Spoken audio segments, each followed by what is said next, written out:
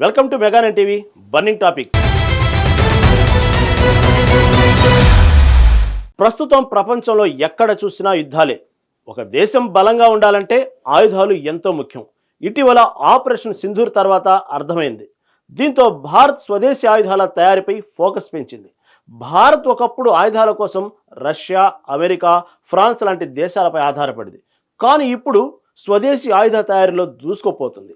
కాన్పూర్లో రైఫిళ్ల నుంచి బెంగళూరులో ఫైటర్ జెట్ల వరకు భారత్ తన సైనిక శక్తిని స్వయంగా నిర్మించుకుంటుంది.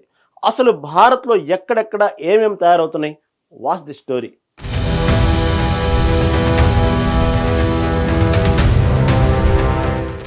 భారత్ ఒకప్పుడు తన సైనిక ఆయుధాల్లో 60-70% విదేశాల నుంచి దిగుమతి చేసుకునేది.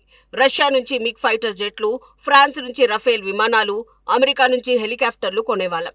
కానీ 2014లో ప్రధాని నరేంద్ర మోదీ ప్రారంభించిన మేక్ ఇన్ ఇండియా, ఆత్మ నిర్భర్ భారత్ కార్యక్రమాలతో అంతా మారిపోయింది.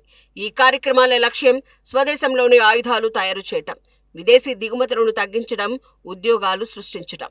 ఇప్పుడు భారత్ తన సైన్యం, పోలీసులు, భద్రతా బలగాల కోసం ఆయుధాలు తయారు చేయటమే కాదు, వాటిని విదేశాలకు కూడా ఎగుమతి చేస్తోంది.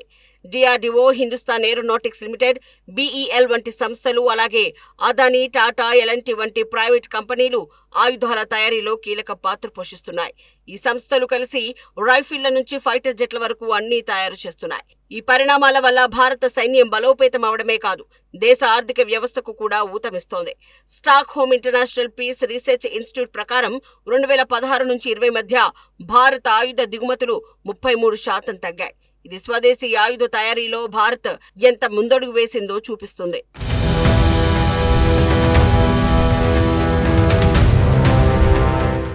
భారత్లో స్వదేశీ ఆయుధ తయారీ గురించి మాట్లాడుకుంటే మొదట చిన్న ఆయుధాల గురించి చెప్పుకోవాలి.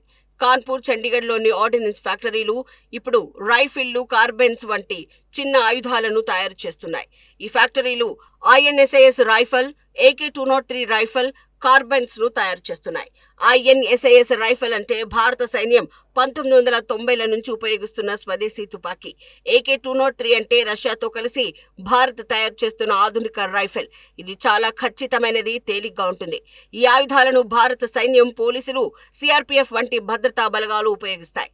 అంతేకాదు, ఈ రైఫిళ్లను ఇప్పుడు విదేశాలకు కూడా ఎగుమతి చేస్తున్నారు. 2024లో బెంగళూరుకు చెందిన ఒక ప్రైవేట్ కంపెనీ స్నైపర్ రైఫిళ్లను విదేశాలకు ఎగుమతి చేసే కాంట్రాక్ట్ దక్కించుకుంది. ఇలా చిన్న ఆయుధాల తయారీలో భారత్ బలమైన స్థానంలో నిలిచింది.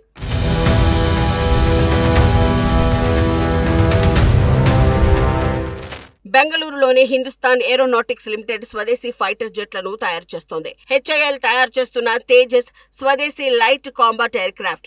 ఇది ఆధునిక రాడార్ మిసైళ్లను, లేజర్ గైడెడ్ బాంబులు వంటి సాంకేతికలతో రూపొందింది. తేజస్ ఇప్పటికే భారత వైమానిక దళంలో చేరింది.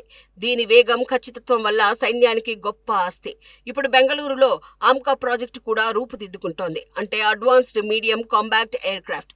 ఇది 5వ తరం ప్రైవేట్ జెట్. ఆమ్కాలో స్టెల్త్ ఫీచర్ ఉంటుంది.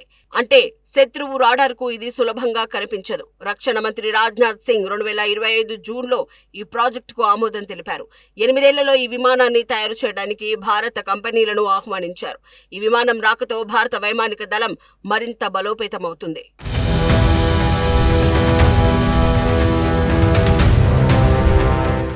బెంగళూరు ఒక్కటే కాదు, హైదరాబాద్, జబల్పూర్, కొచ్చి, పూణే, నాగ్పూర్లు కూడా ఆయుధ తయారీలో ముందున్నాయి. హైదరాబాద్లో DRDO, Bharat dynamics limited Akash missiles వంటి ఆయుధాలను తయారు చేస్తున్నాయి. ఆకాశ్ మిసైల్స్ శత్రు విమానాలను, డ్రోన్లను ఆకాశంలోనే కూల్చే రక్షణ వ్యవస్థ. ఇది 2025 మేలో ఆపరేషన్ సింధూర్లో పాకిస్తాన్ డ్రోన్లను, మిసైళ్లను కూల్చడంలో సత్తా చాటింది. జబల్పూర్లోని ఆర్డినెన్స్ ఫ్యాక్టరీలు ధనుష్ హోవిట్జర్ తయారు చేస్తున్నాయి. హోవిట్జర్ అంటే దూరంగా ఉన్న లక్ష్యాలను ధ్వంసం చేసే భారీ ఫిరంగి. ధనుష్ అంటే స్వీడన్ బోఫోర్స్ గన్ ఆధారంగా భారత్ తయారు చేసిన స్వదేశీ ఫిరంగి. దీని రేంజ్ 40 కిలోమీటర్లు. కొచ్చిలో మాజాగన్ డాక్ షిప్ బిల్డర్స్ జలాంతర్గాములు, యుద్ధ నౌకలు తయారు చేస్తోంది. ఈ సబ్మెరైన్ సముద్రంలో శత్రువు నౌకలను, విమానాలను గుర్తించి ధ్వంసం చేయగలవు. ఈ నగరాలు భారత సైన్యానికి ఆయుధాలు సరఫరా చేయడమే కాదు, దేశంలో టెక్నాలజీ, ఉద్యోగాల వృద్ధికి కీలకంగా ఉన్నాయి.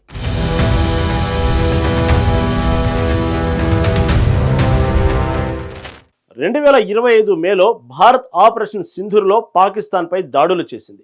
ఈ దాడుల్లో స్వదేశీ ఆయుధాలు అద్భుతంగా పనిచేశాయి. ఈ ఆపరేషన్లో ఆకాశ్ మిస్సైల్ సిస్టమ్ పాకిస్తాన్ డ్రోన్లను మిసైళ్లను కూల్చింది. D4 యాంటీ డ్రోన్ సిస్టమ్ కూడా పాకిస్తాన్ డ్రోన్లను గుర్తించి నాశనం చేసింది. ఈ ఆపరేషన్లో భారత వైమానిక దళం తేజస్ విమానాలు, DRDO అభివృద్ధి చేసిన రాడార్ సిస్టమ్స్ ఉపయోగించింది. ఈ ఆపరేషన్ భారత స్వదేశీ ఆయుధాల సామర్థ్యాన్ని ప్రపంచానికి చాటింది. ప్రధాని మోదీ ఈ సందర్భంలో స్వదేశీ ఆయుధాలే మన సైన్య బలం అని ప్రశంసించారు. ఈ ఆపరేషన్ వల్ల భారత సైనిక సామర్థ్యం మీద ప్రపంచ దేశాలకు నమ్మకం పెరగడమే కాదు, కంపెనీల షేర్లు పెరిగాయి.